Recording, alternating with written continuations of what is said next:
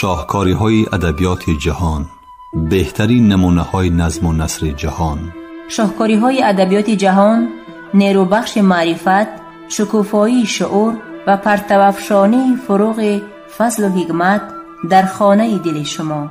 از ارمغان معنوی شاهکاری‌های ادبیات جهان بهره‌مند شوید. شاهکاری‌های ادبیات جهان از رادیوی فرهنگ.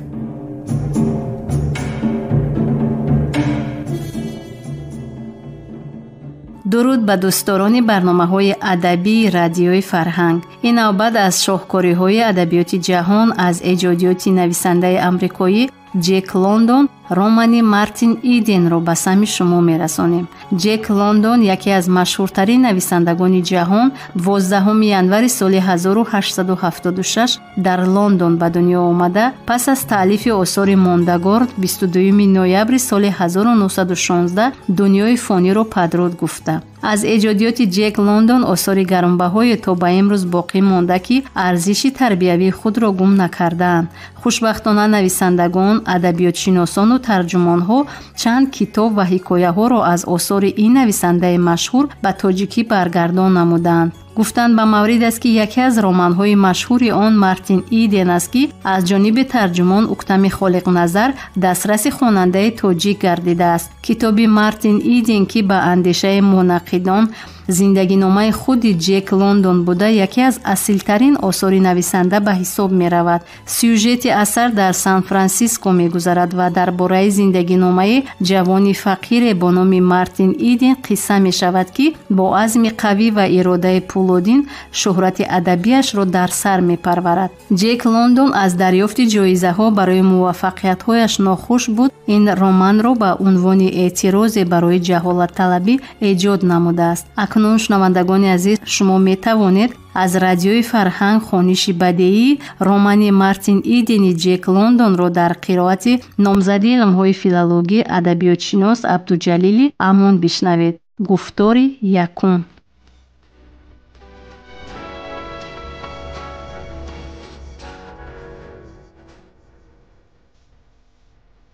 باب یکم.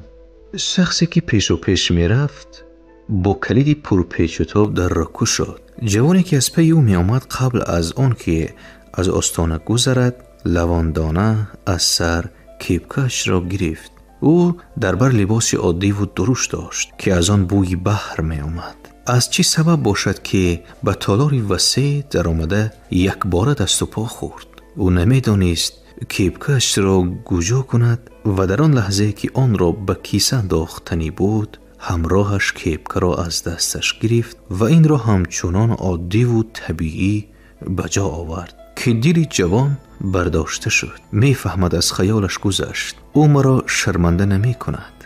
فرش زیر پایش گویا در روی موج بحر بوده گاه پایان می فرامد و گاه بالا می برآمد که او رهروان الوانج خورده و قدمهایش را کلان کلان گذاشته از قفای همسفرش می رفت. به نظر چنین می رسید که خانه های کلان برای این زیل راهگردی او تنگی می کنند.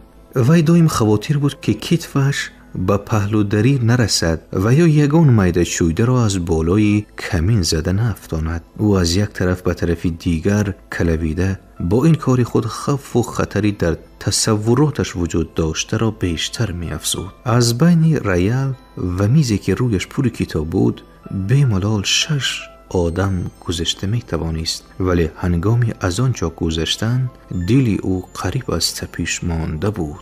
دستان کلان کلانش بیاورانه الوانج می خوردند و او نمی دانست که آنها را گوجا کند. ناگاه به نظرش نمود که دستانش به کتاب‌های روی میز نزدیکند.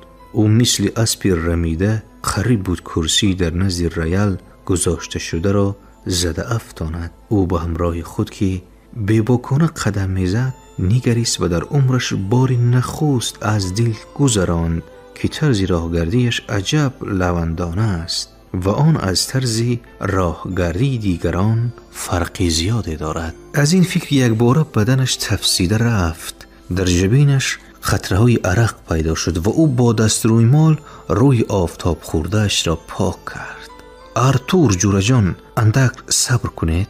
گفت او با آهنگی هزل آمیز خجالت خود را نهان کردنی شده. باری اول است که واخوری به من وزینی کرده ایستاده است. من یک نفس را راست کنم. خبرتان هست که من میل آمدن نداشتم. علاوه بر این چشمان اهل خانواده شما هم به دیدار من نپریده ساده باشد در کار.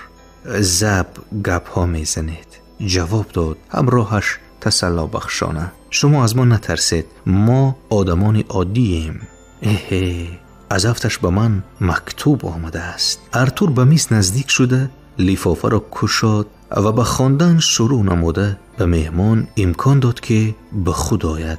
مهمان این را فهمید و منتدار شد. او طبیعتا شخصی حساس و حلیم بود و صرف نظر از پریشان خاطری ظاهری این حسیاتش را حالا هم گم نکرده بود. او باز پیشانیش را پاک کرد و خانه را با دقت از نظر گذراند. ولی در این نگاه هنوز هم هیجان و اضطراب حیوان وحشی پدیدار بود که از دام خف دارد. او را چیزهای نامعلوم پیچانده گرفته بودند. از آنچه که نگرانش بود خف داشت. نمیدانست که چی کار کند. فحولی خود را میفهمید و گویا این فحولی نه تنها در رفتار و حرکتهایش ظاهر میگردید.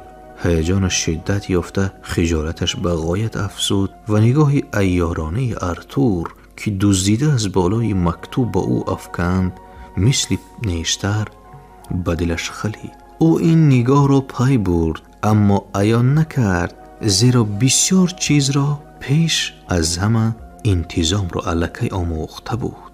با وجود این از این نگاه عزت نفسش کاهید. او خود را برای به این جا آمدنش ملامت کرد، ولی خودی همان لحظه تصمیم گرفت هرچی بادا باد، مادام که او در این جاست تا آخر طاقت می کند. چهرهش نمود جدی گرفت و در چشمانش شراره های قهر و غضب درخشیدند. او باز گرد و اطراف را از نظر گذراند و این دفعه با نگاهی با اعتماد خود تمام جزئیات محیط را در مینش نقش بنداندنی شد. از چشمان کلان کشادش چیز پنهان نماند.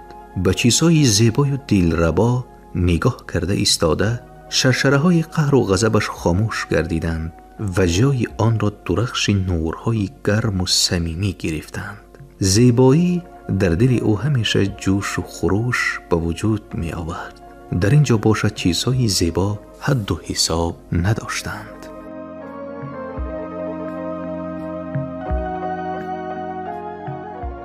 دقت او را مصوری در دیوار آویزان که با رنگ روغنی کشیده شده بود به خود جلب کرد. موجی پرزوری به خرسنگ ساحل برخورده پاش می‌خورد. ابرهایی که از آمد رعد و برق درک می‌دادند در فضا پست شنا کرده روی آسمان را پوشانیده در روی موج‌های پرتقیان باشد کشتی خردککی که به آن آفتاب غروب کرده ایستاده نورهای خود را افکنده بود شنا داشت.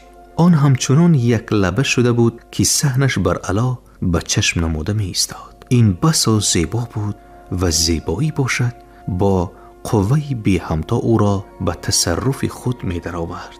او راهگردی لوندانه خود را از یاد برآورده و مصوره نزدیک رفت، ولی آن زیبایی به یک بارگی ناپدید گشت. او به آنچه که اکنون به نظرش صورتی دغل و بدنمای نمود متحیرانه می نگریست. سپس برگشت.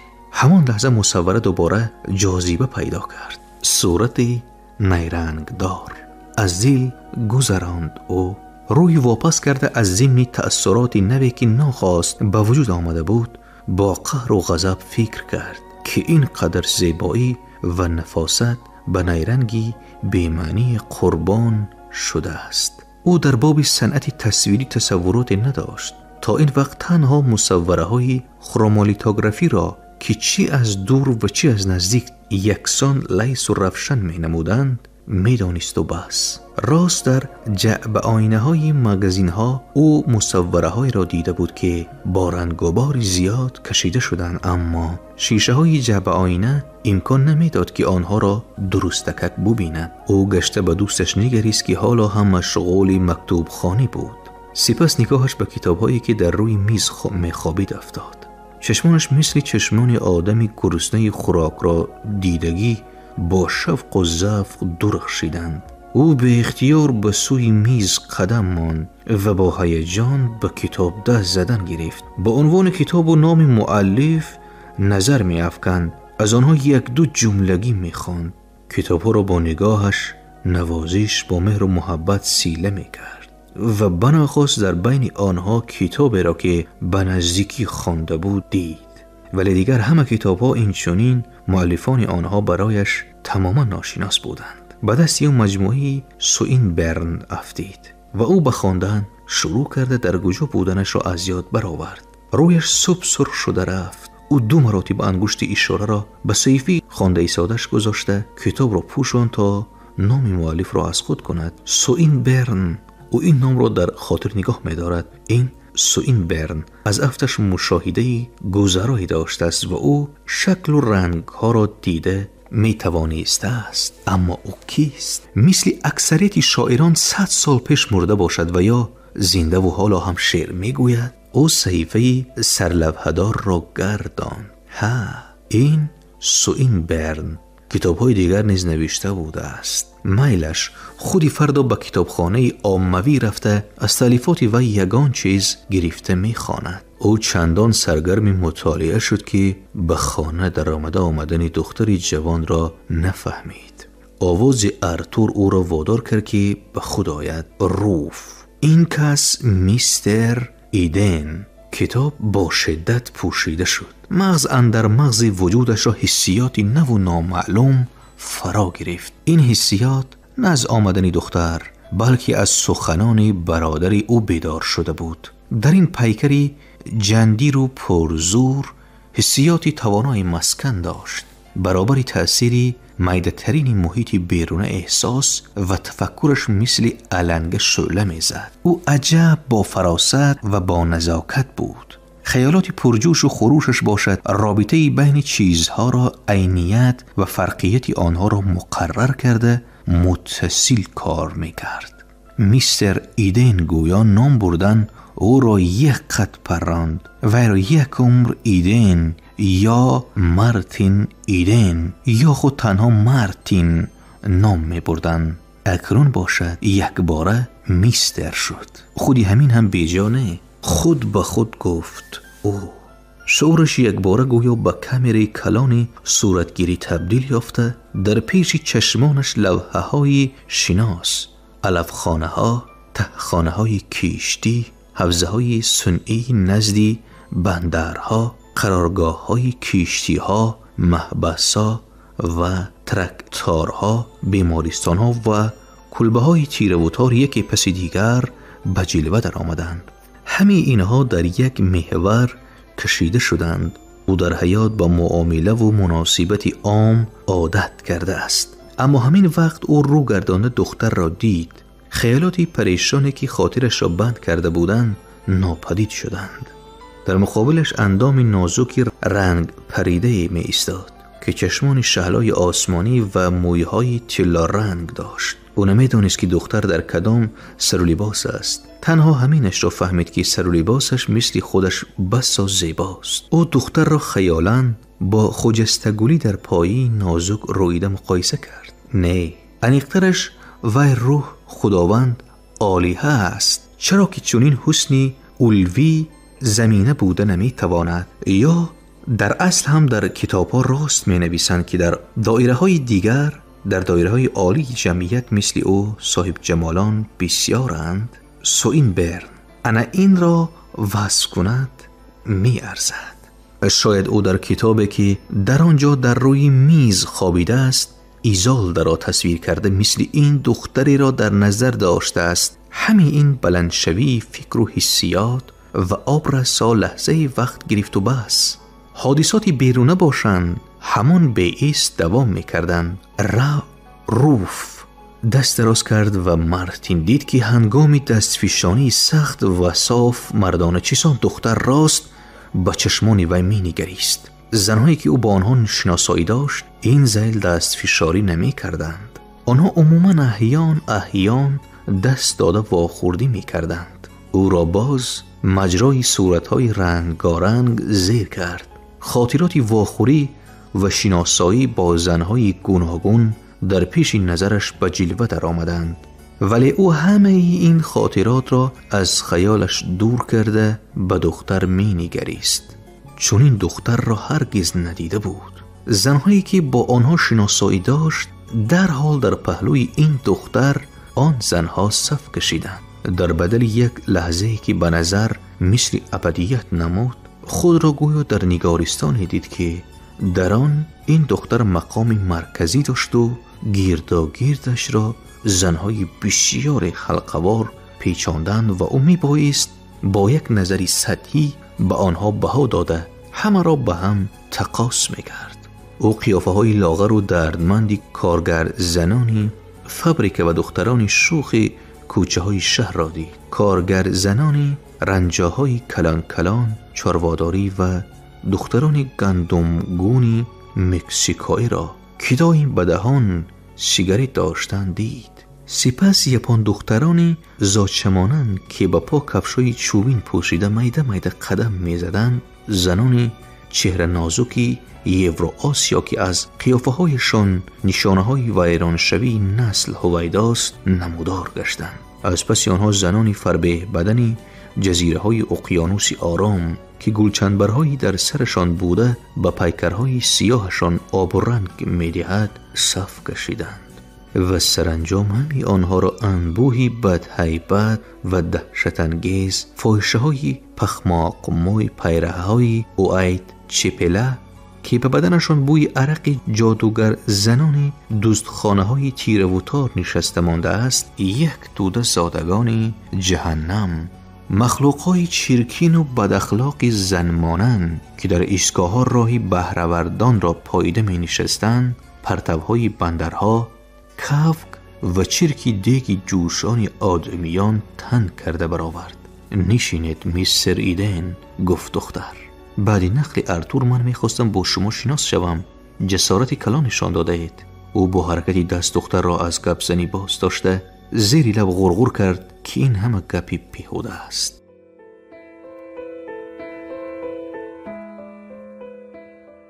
و هر یک شخص همچنین رفتار میکرد. دختر دید که دستی برداشته شده جوان سر تا سر خراشیده و اکنون جراحت ها رو به صحتی آوردند.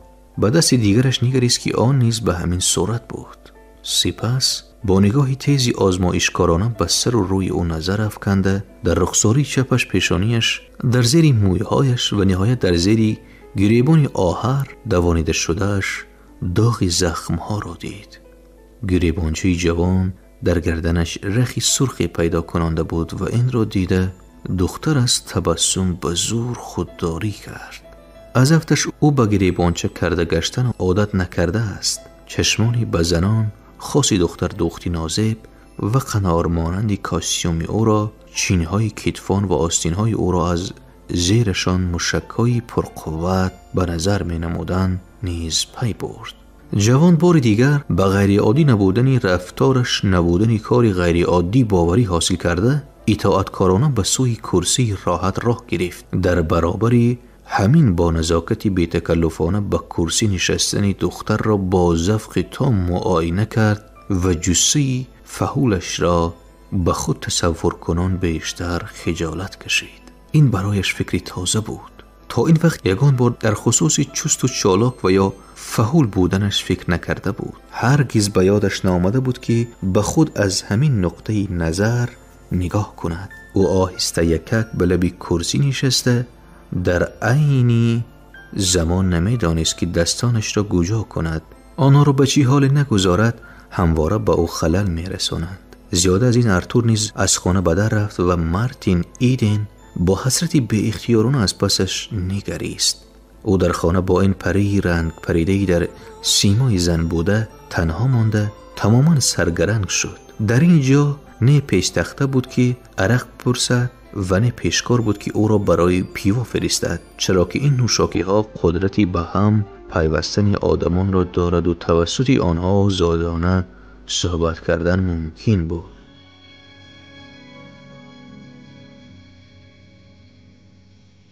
шунавандагони арҷуманд, шумо хониши бадеиро аз рӯи рамани Мартин Идени нависандаи амрикоӣ Ҷек Лондон дар қироати Абдуҷалили Амон шунидед. поёни гуфтори якум. Коргардон Даврон Соҳибзода шоду сарбаланд бошед.